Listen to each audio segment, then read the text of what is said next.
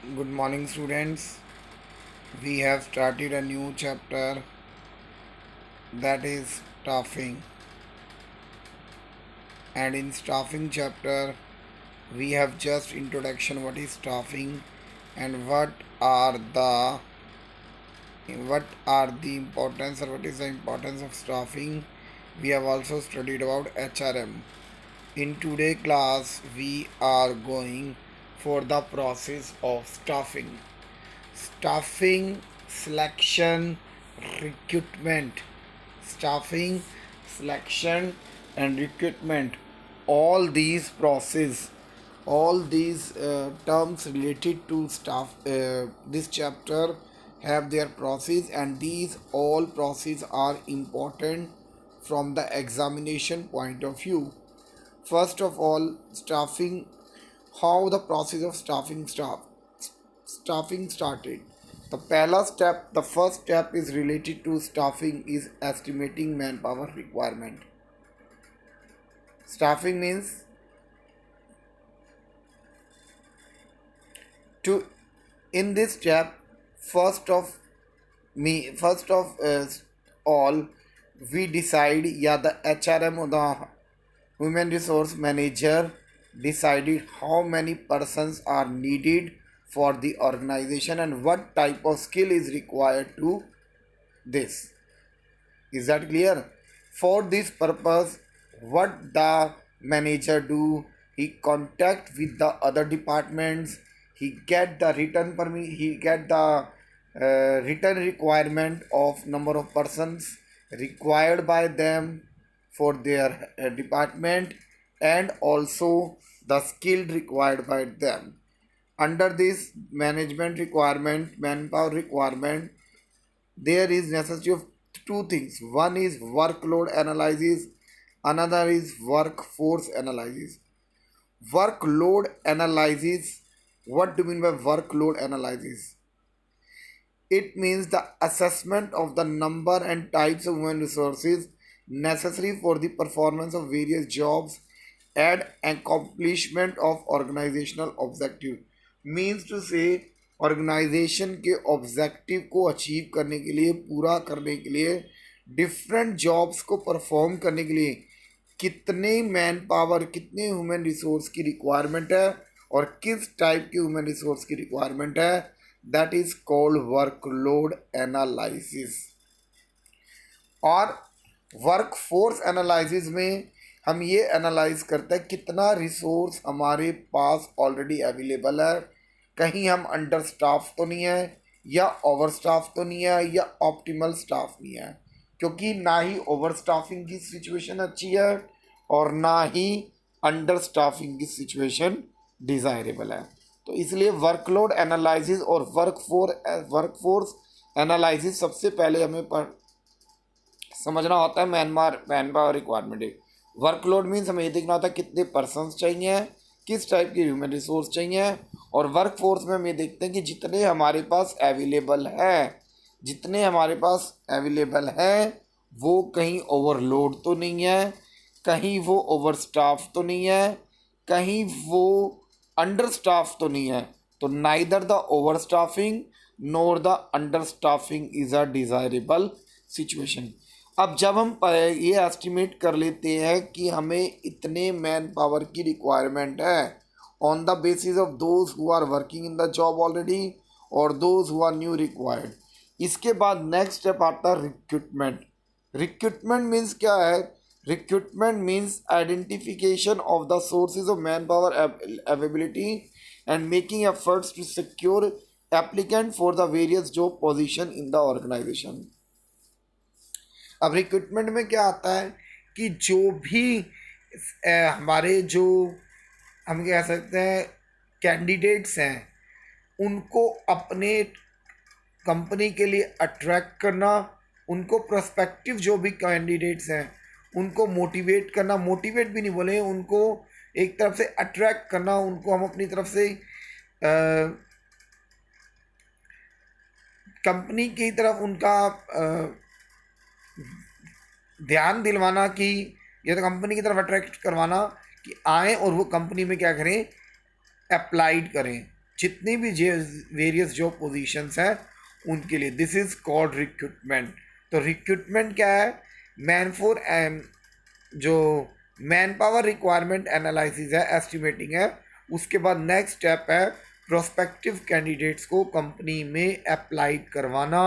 वहाँ पे रिक्रूटमेंट के हमारे डिफरेंट सोर्सेज हैं जिनके थ्रू हम उनको अप्लाइड करवाएंगे। वो अभी हम आगे फर्दर रिक्रूटमेंट पढ़ेंगे तो उसमें उसकी डिटेल्स पढ़ेंगे। नेक्स्ट आता है स्टूडेंट सिलेक्शन। जब हमारे प्रोस्पेक्टिव कैंडिडेट्स ने कंपनी में अप्लाइड कर दिया, कंपनी में अप्लाइड कर दिया, तो उसके बाद हमें उनमें से चूज़ करना है right candidate at the various jobs, right candidates for the various job. और यहाँ पर भी सिलेक्शन का जैसे स्टाफिंग का एक प्रोसेस है, ऐसे रिक्रूटमेंट का एक प्रोसेस है, फिर एक सिलेक्शन का प्रोसेस है। सिलेक्शन में वेरियस टेस्ट, डिफरेंट टाइप के एग्ज़ाम्स और इंटरव्यू कंडक्ट करवाते हैं। फिर सिलेक्शन के बाद जो भी न्यू कैंडिडेट्स अपॉइंट किए जाते हैं उनको क्या करना होता है? रिपोर्ट करना होता है ड्यूटी पे। फिर उनको उनकी एक प्रॉपर प्लेस पे, एक प्रॉपर जॉब पे जहाँ पे वो सूटेड है, उनकी वहाँ पर उनकी प्लेसमेंट होती है। वहाँ पर हमारा एक इम्पॉर्टेंट रोल होता है right person for the right job. और वहाँ पर एक और वर्ड आता है हमारा ओरिएंटेशन और इंडक्शन। ओरिएंटेशन का मीनिंग क्या है?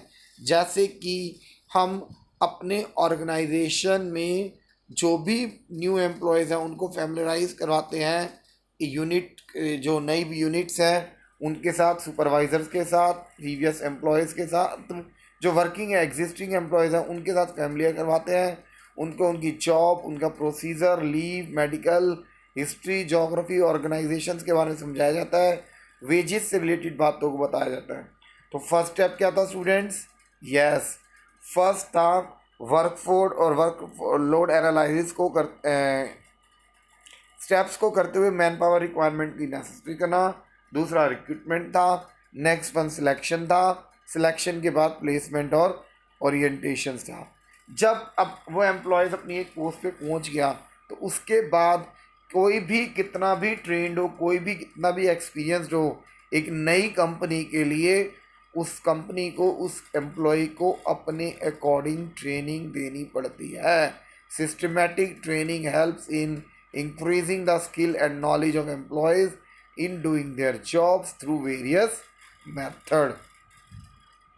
तो स्टूडेंट्स यहाँ पे हमारा नेक्स्ट स्टेप्स का है fifth steps training and development. ठीक है, इसमें हम एम्प्लॉयज़ को डिफरेंट डिस्पेक्ट पे ट्रेनिंग देते हैं। ठीक है, दैट इज़ ट्रेनिंग। यहाँ पे हम इंड्यूस ट्रेनिंग और डिफरेंट टाइप्स की ट्रेनिंग्स के बारे में बात करेंगे। वो हमारा नेक्स्ट, जैसे जैसे हम इन चैप्टर्स में इन्वॉल्व होंगे, बहुत इंपॉर्टेंट चैप्टर है, वैसे वैसे हमें इनके बारे में पता चलेगा। Next development. डेवलपमेंट का मतलब ट्रेनिंग और डेवलपमेंट में बहुत ज़्यादा डिफरेंस है।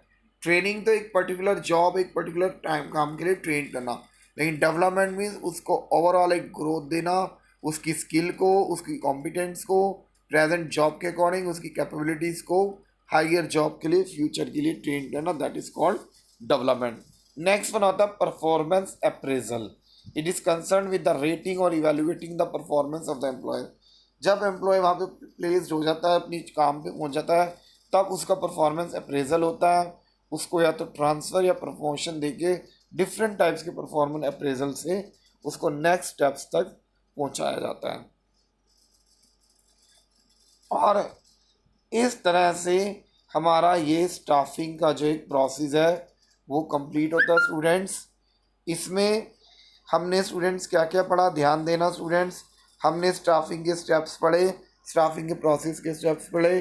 पहला था manpower requirement, second one is recruitment, first one is manpower requirement, second one is recruitment, third one is selection, fourth one is placement and orientation, then the step is training and development and performance appraisal.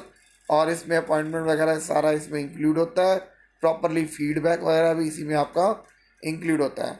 अब इसमें students हम इसमें एक छोटा सा example अपने school का ही ले लेते हैं। सपोज़ कीजिए हमारे स्कूल में एक रिक्वायरमेंट है कुछ पोस्ट के लिए, या सपोज़ करो हमारे स्कूल में एक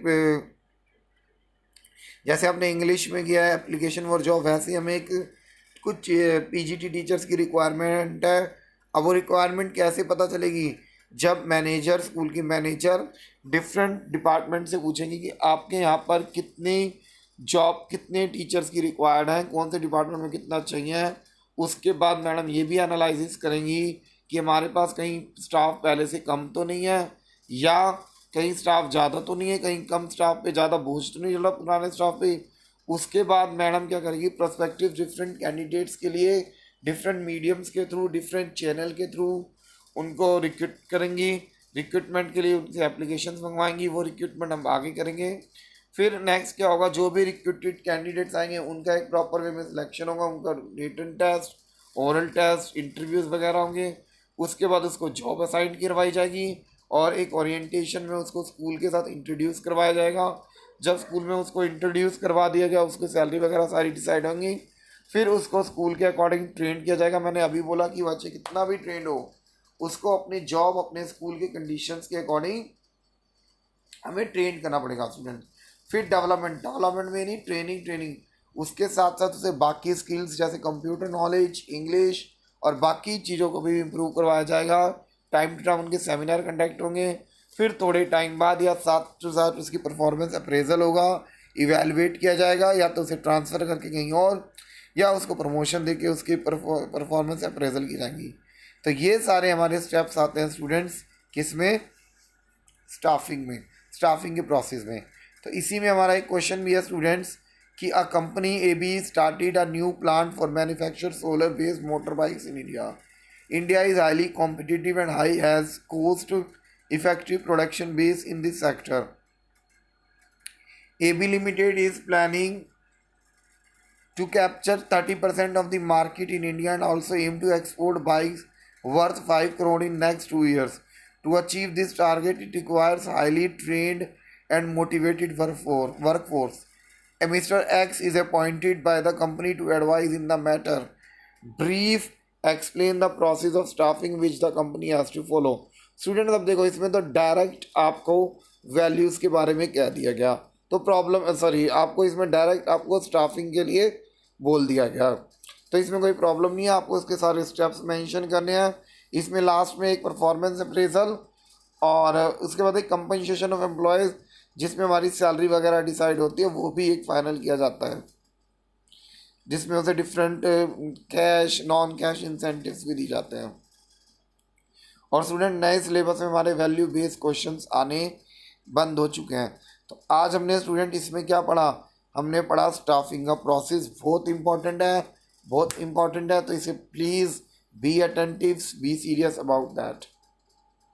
ओके, तो today class we are finishing at only at this.